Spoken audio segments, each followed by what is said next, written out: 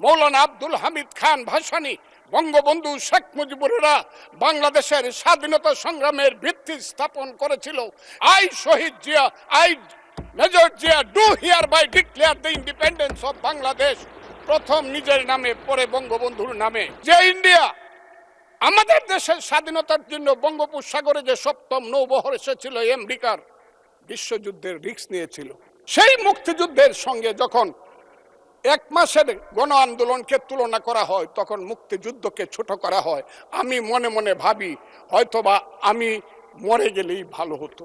নীল সাহেবদের অত্যাচারে যখন বাংলার মায়েরা কেঁদে কেঁদে ছড়া বলতো, ছেলে ঘুমালো, পাড়া জুড়ালো, বর্গি এলো দেশে, বুলবুলিতে ধান খেয়েছে, খাজনা দিব কিসে, ধান ফোরালো, পান ফোরালো, খাজনার উপায় কি, আর কটা দিন সবুর করো রসুন বুনেছি।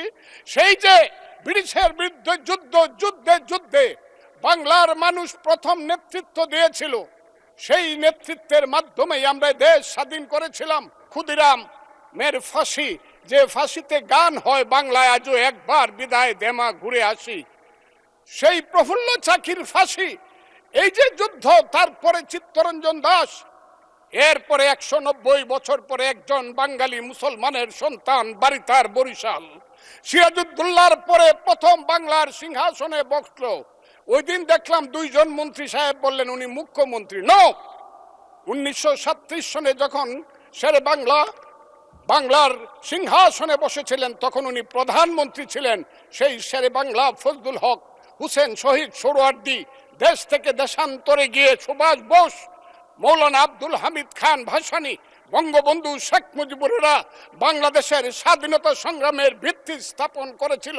সেই ভিত্তির উপরে দাঁড়িয়েই 1971 সনে আমাদের নেতা সেই শহীদ জিয়াউর রহমান বলেছিলেন প্রথম নিজের নামে, I Shaheed Zia, I major Zia do hereby declare the independence of Bangladesh, প্রথম নিজের নামে পরে বঙ্গবন্ধুর নামে। আমি আজকে আপনাদের কাছে বলতে চাই, মুক্তিযুদ্ধ এত সহজ জিনিস না। আপনি যে এখানে বসে আছেন, আপনি যে সালুটি করে যুদ্ধ করেছিলেন 4 দিন, কত লোক মারা গিয়েছে, কত সন্তান শহীদ হয়েছে, একটা বন্দুকের আওয়াজ, একটা কামানের আওয়াজ সিলেটে হয়েছে, আর আমি ময়মনসিংহে বসে সেই আওয়াজটি শুনেছি।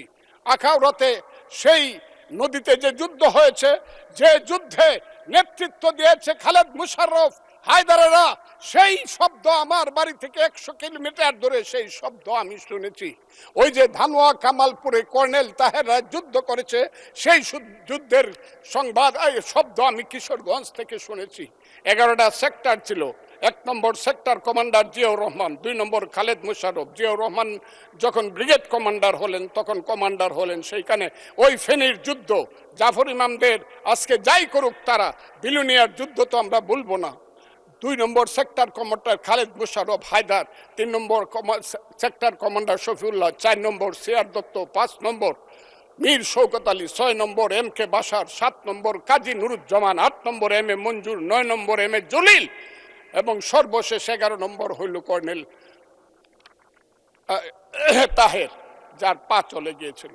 সেই যুদ্ধ, যে যুদ্ধে সারা পৃথিবী জড়িত ছিল, যে যুদ্ধে ইন্ডিয়া 3রা ডিসেম্বর 1971 সনে আমাদেরকে সহযোগী করার জন্য অংশগ্রহণ করেছিল, এবং তার হাজার হাজার সৈন্য এই মাটিতে রক্ত দিয়ে গেছে, এবং যে ইন্ডিয়া আমাদের দেশের স্বাধীনতার জন্য বঙ্গোপসাগরে যে সপ্তম নৌবহর এসেছিল আমেরিকার, বিশ্বযুদ্ধের রিস্ক নিয়েছিল, আমাদের জন্য সোভিয়েত ইউনিয়নের বদস 3টা ভেটো দিয়েছিল, তা না হলে আমাদের দেশ স্বাধীন হতো কিনা সন্দেহ ছিল।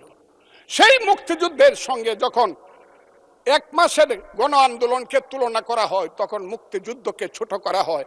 আমি মনে মনে ভাবি হয়তোবা আমি মরে গেলেই ভালো হতো।